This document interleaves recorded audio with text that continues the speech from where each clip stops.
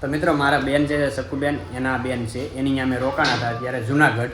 અને અહીંયા રોકાણા થાય ને હવે પાછી હાંજ પડી ગઈ. મેં કાલ સાંજે આવ્યા હતા પાછી હાંજ પડી ગઈ ને હવે અમારે જવાનું છે ભેસાણ જવાનું છે. અહીંથી તો ત્યાં ટાઈમ રહેશે ને તો આપણે છે ને પરબે જવાનું છે હજી.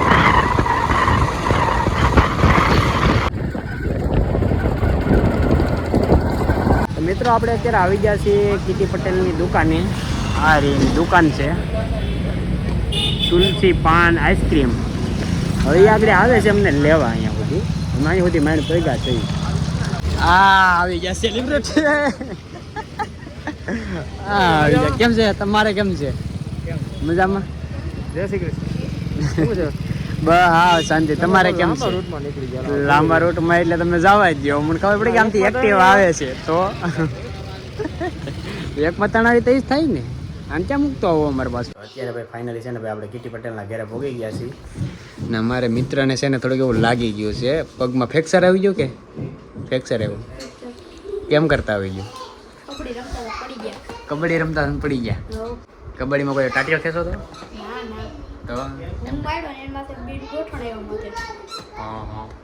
નાની ઉંમર મારે બે સેમ ફ્રેક્ચર છે, અઠવાડિયો છે. તમારો હોતે ને? હાથમાં ફ્રેક્ચર હતું. બહુ કાટી છે. કઠણાઈ એટલે બહુ પૂરેપૂરી એમ. એ તો જેને વીતતી હોય એને ખબર હોય કઠણાઈ. તમારું આમાં હકીકતમાં તમારું નામ શું? કીટી પટેલ તો છે બરોબર? કિરીટ. તમારું? હિમય. મેં એને ફોન કર્યો. મેં કીધું એલા વિડીયો કઈ રીતનો બને? મને કે તું કિરીટ જ બોલે? મેં કીધું હા. અરે પેલા મને દીધી. મેં કીધું કે નહીં ભાઈ મારે બનાવવા હે. મને કે તો પેલા તું ટિકટોક ડાઉનલોડ કરી લે. કર્યું. પછી એને મેં કીધું શીખવાડે. મને પેલા 2-3 વખત ના પાડી. મને કે તું રહેવા દે, આ ધંધા નો કરાય છે તારે. મેં કહેતો ખરા ધીરુભાઈનો વિડીયો છે કીધું કોમેડી બનાવી. પછી એમાંથી ચાલુ કર્યો હરવેલો કોમેડી ધીરુભાઈના અવાજમાં. એમાં એક વિડીયો આવેલો ઓલા પ્લાઝા વાળો. લેડીઝના પ્લાઝા ઓલા બાપાને જોઈને પ્લાઝા ને એમાં એક વિડીયો બહુ આવેલો. પછી એક વખત ઘરે બેઠા હતા ને તો આવડો આ બેઠો. મેં કીધું તને તારા ક્લાસમાં છોકરા કેટલા? એ કે એ નથી ખબર. મેં કીધું છોકરીઓ કેટલી? એ કે 7. છોકરીઓ 7 છે ખબર છે, છોકરા કેટલા એ નથી ખબર. એ વિડીયો કેમેરો ચાલુ નતો. પછી મેં કીધું આ બોલ્યો છે ને પાછું બોલજે. તે કેમેરો ચાલુ કર્યો મૂક્યો અને એ આયલો. એમાં એ પહેલી વાર 21-22 હજાર વ્યૂ આવ્યા. ફોલોવર 1200 થઈ ગયા. આપણે કેમ 10 એને પાછળથી બોલ્યો વાયડી ના. એમ વાયડી ના શબ્દ આપણે અહીંયા દેશી શબ્દ એની ઉપર એ વિડીયો વધારે આવેલો. પછી એથી આને લેવાનું ચાલુ કર્યું.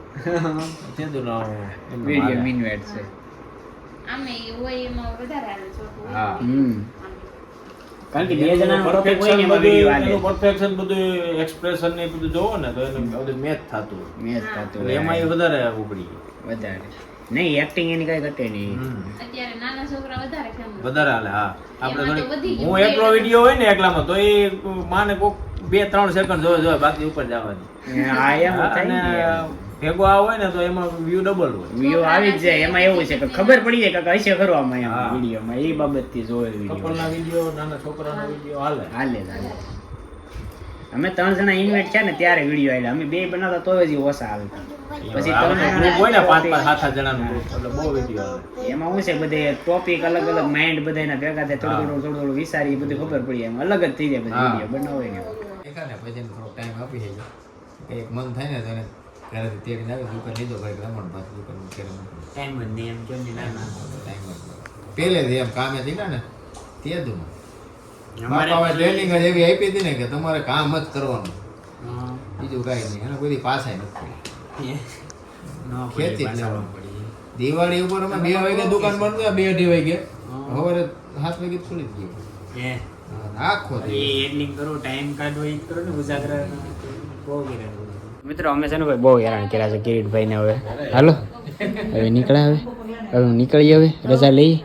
હેરાન કર્યા ને તમને? હું ના હેરાન જ કર્યા ને. હાલો હવે અમે નીકળી ભલે ભલે હાલો હવે પછી નિરાયતે મળશું હવે હવે નિરાયતે જોઈ તમે આવો ઈ સાઈડ આવો અમારે કારક અહીંથી ગામડામાં ભેગું નથી થતી આવવાનું.